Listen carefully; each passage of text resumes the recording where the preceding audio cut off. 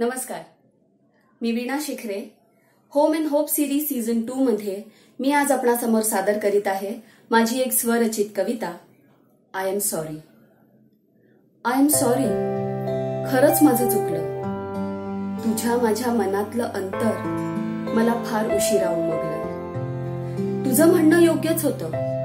कुणाचं आयुष्य कुणा वाचूनही थांबणार नाही. मला मात्र उगीच वाटत राहायचं, तुझ्या वाचून माझ्या आयुष्यात काहीच उरणार नाही.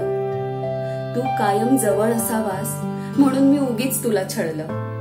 आय एम सॉरी, खरंच माझं चुकलं. तुझं वागणं योग्यच होतं, भावनिक न होता व्यवहारी असण्याचं. पण भावनांचा व्यवहार कसा करतात हे मला कुठे समजायचं. एका आठवणीच्या बदल्यात एक श्वास, 2 हुंके आणि अगणित आसरे असं माझं वेगळंच गणित मी जुळवलं. आय एम सॉरी, खरंच माझं चुकलं. तुझा निर्णय योग्यच होता. तुला जग जिंकायचं होतं आणि त्याचे मार्गही तुला सापडले. मी मात्र किनारीवर उमटलेल्या तुझ्या पाऊलखुणांवर अलगद चालत राहिले.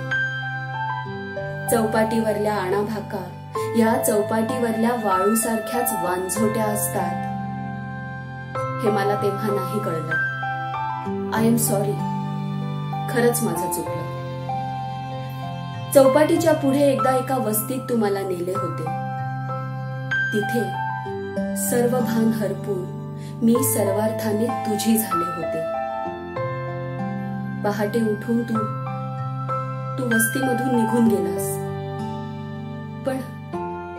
पण जाता जाता तुझी श्वेत सावली माझ्या उरात सोडून गेलास. मी तिच्याबद्दल तुला कधीच काहीच कळू नाही दिलं. आय एम सॉरी, खरंच माझं चुकलं. माझ्या श्वासात तिची स्पंदनं मला हळूच जाणवू लागली. माझ्याही नकळत ती माझ्याशी सतत काहीतरी बोलू लागली.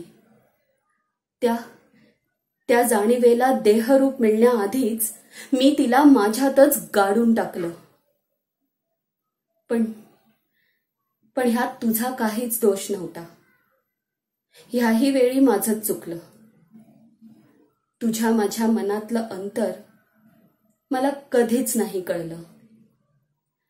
I am sorry.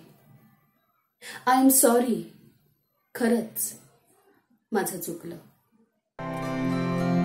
Thank you.